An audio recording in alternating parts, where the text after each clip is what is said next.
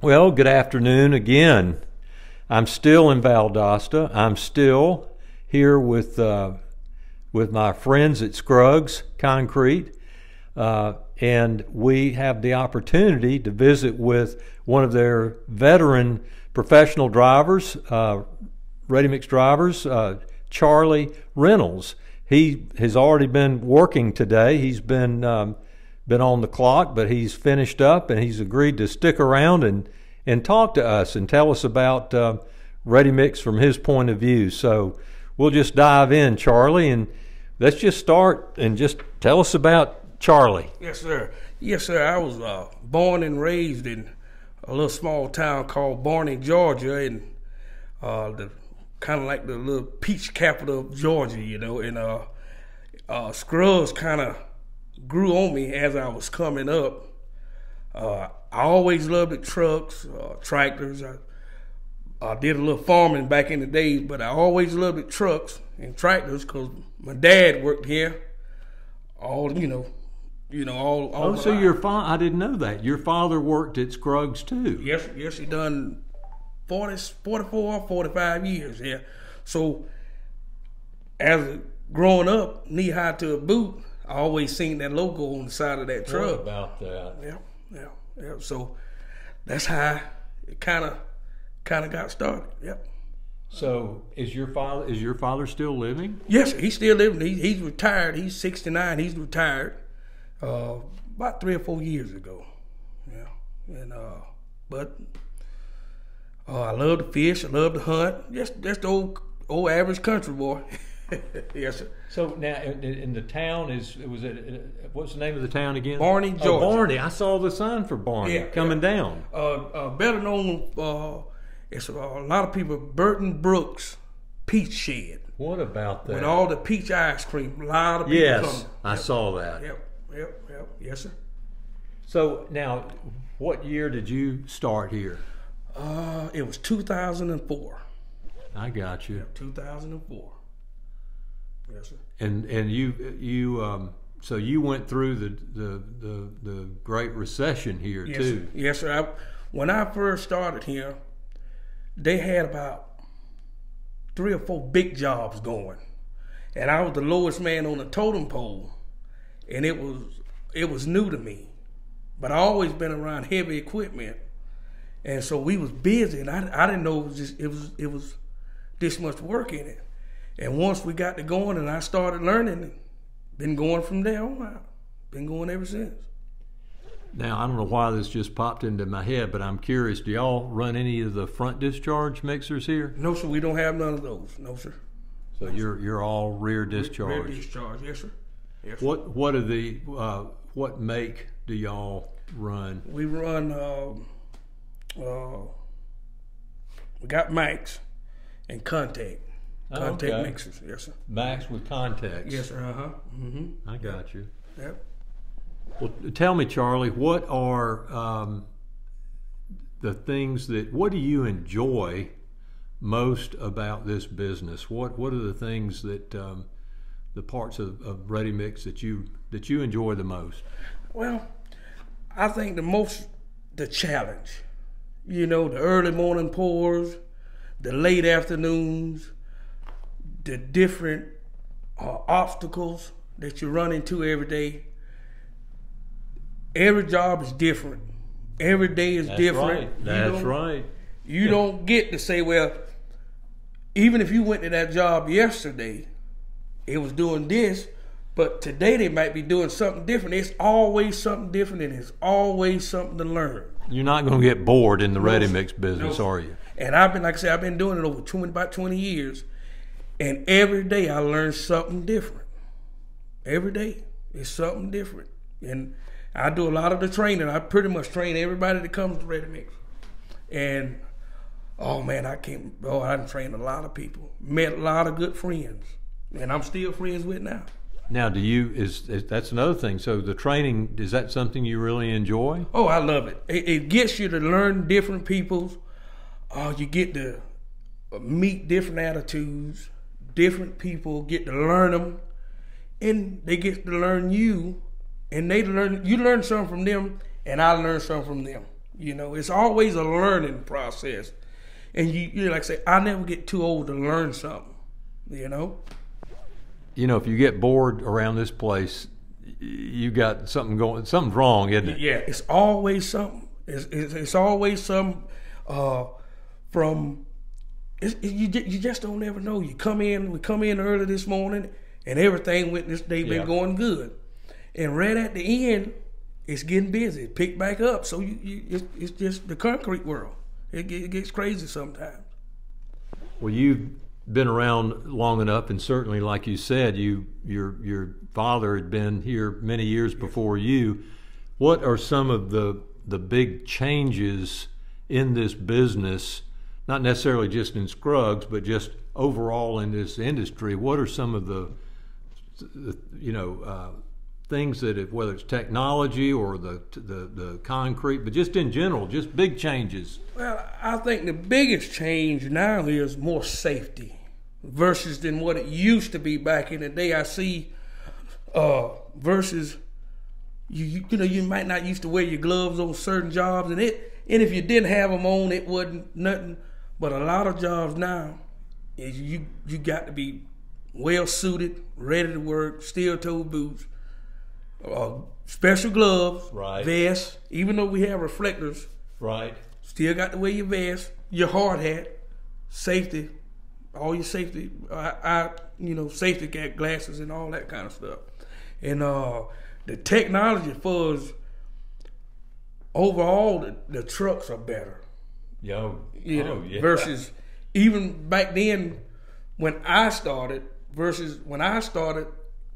was the youngest one here, but all those other guys had 25 to 30 plus years here. And they all told me about the chain-driven drums and all that kind of stuff. So yeah, over the years, even now, with all the push buttons and all on the trucks, everything kind of changed even from when I started.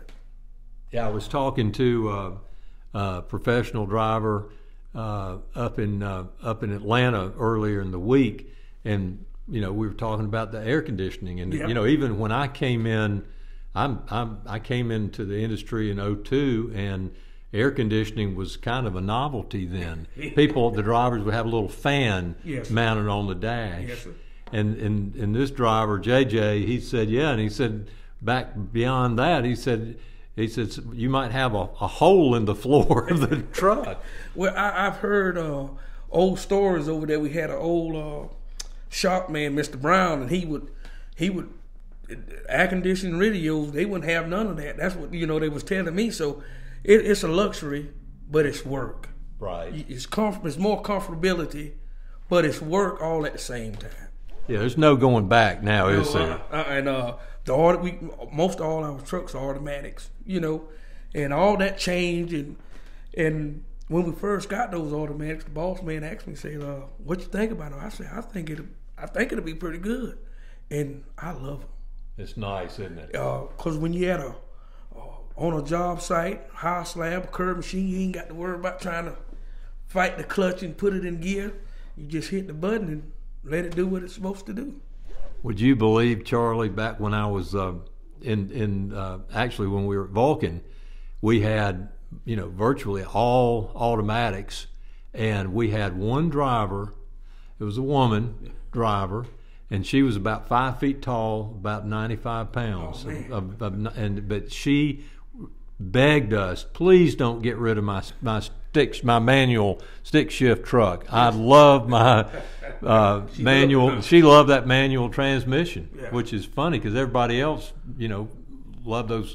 And I think we had Allison transmissions in there. I think that's what we got in ours. Yeah. Well,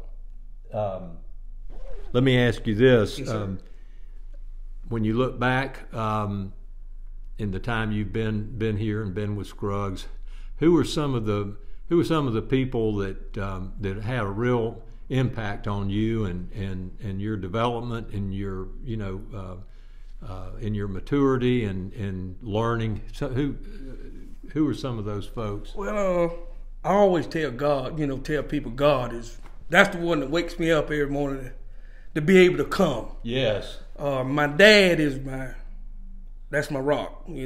I learned everything from him. We about looked like twins. Really? Cowboy hat, Yeah. cowboy boots, Yeah. jeans, look professional all the time. You know, come to work looking. My mom, I love my mom. She stays up. That's one reason why I didn't go over the road, because I was gonna go over the road. And she said, "Baby, you ain't never been nowhere." Well, she about right, you know. And I said, "You know what?" I said, "I'm gonna stick around here. So come on over here." All the people here at Scruggs, Rusty, Jimbo, Mr. Kenny, I've been knowing them all my life. Wow. And Mr. Rusty, phenomenal guy. Jimbo, I met so many great people here. See them come and go. One of my last boss man, Mr. Dave Register, he was my boss man for about 17 years, and jam up guy. The sharp guy, Mr. Allen Wheeler, he's jam up guy. My new boss man, Brandon. Let me ask you, Charlie, what do you think makes for a great boss? What makes for a really, the way you're talking? I'd like to hear your thoughts on that. Well, I always like to say, the boss man always said, all of them, since I've been here, we are family. And one thing that stuck in my mind when you said about the recession, don't worry about nothing. We're a debt-free company. We'll take care of y'all. Right. And any time I ever had a problem with anything, if it's been on the job or family issues, all I had to do was pick up the phone and give them a call, come and talk to me. It's more of being here, somebody you can talk to, like right. Friends, family, not a stranger. They know me, not just because my dad worked here for all these many years, because they got good hearts. Right. They got good hearts and they understand everybody. That sure means a lot, doesn't it, Charlie? Yeah, it does. And that's what makes you want to come to work, when you can come to work and be happy about what your work history, your workplace and everything, and everybody get along, It's easier said than done, isn't it? Yeah, it is. You have good days and have bad days. But a lot of times you might be walking across the yard and one of the boss men might say, "Hey, you all right today? Something ain't right. You ain't got that smile on your face." Right. It's just that being there. Yeah. Where you can sit down and talk, or even just be at the shop or something wrong with your truck and they come out and help you. Or you get stuck on a job site, here they come. They right there helping you, or something happen on the truck, or you get in an accident, they right there on time all the time. That makes a lot. Charlie, you're making me want to come work at Scruggs. Come on. It's just a good workplace, and I just love everybody for being like a family, I got one more question, and I think it'll be an easy one for you. What advice or wisdom would you offer someone new coming in? You get to interact with a lot of them since you do all the training, but what kind of advice do you offer up for people coming into this business? It's a difficult business, can be a dangerous business. Yeah. But what advice would you give?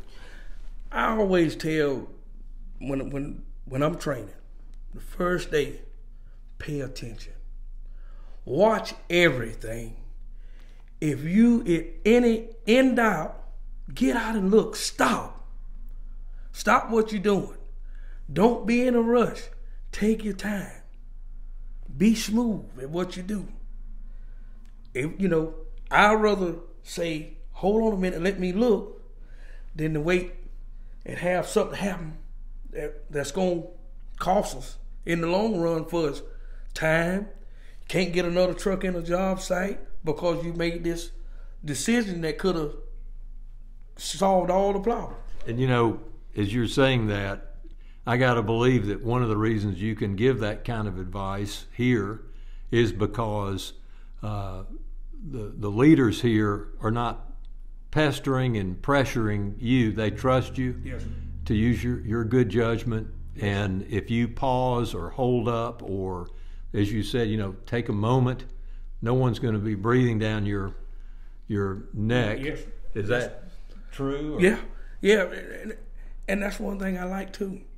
If I call in, and we might already had 3 or 4 trucks, you headed that job site, and if I get there, even though that maybe 1 truck already in there, and I see what's going on, I say, hey, we don't need to cross that ditch like that. We need to find a different avenue to get in here. Just common sense. Just take your time, think about what you're doing, and that'll just save everybody time and money.